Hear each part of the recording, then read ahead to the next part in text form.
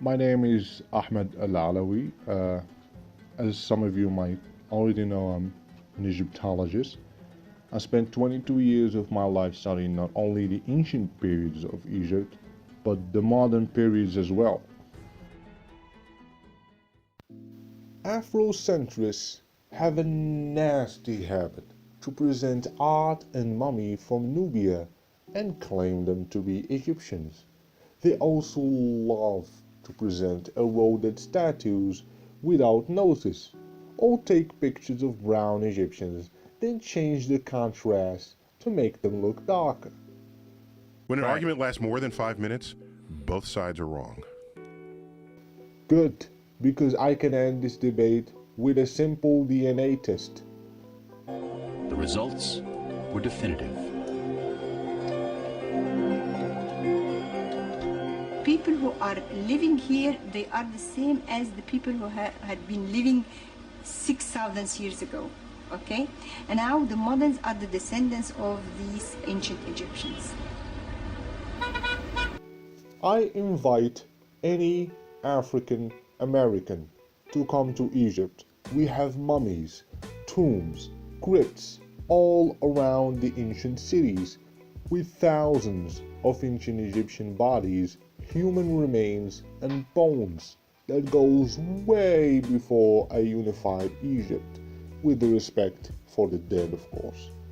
I invite any African American to collect as much human remains and bones from any catacomb in Egypt and analyze if people who were living there were black.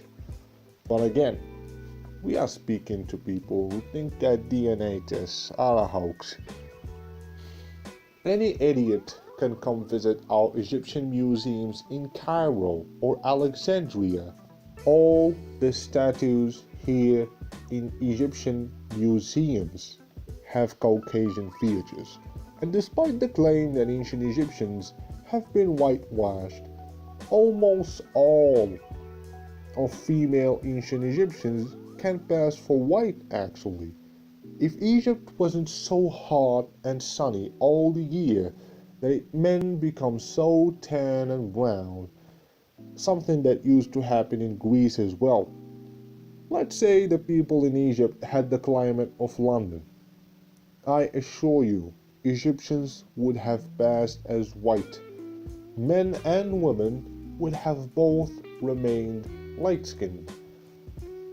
But again, there is also the claim that Egyptians were light-skinned blacks. We journey across the dunes and the sweltering sands of the Sahara to bring you stories of struggle, survival and hope from one of the harshest environments on the planet. Are you insane? Any Caucasian growing up in this climate would turn to be brown. But imagine living as a black person in Egypt. In all of Africa, black people living in this hot climate would not grow up to be light-skinned. That is something Caucasians do. A black person would be as black as any black living here next to the Nile actually. A black person growing up in Egypt would be the darkest black you can imagine. This is why Caucasians living in the desert become brown, because the climate here darkens you, not the reverse. But again, what the am I doing? I'm wasting time arguing against people with Down syndrome 8,000 miles away in America.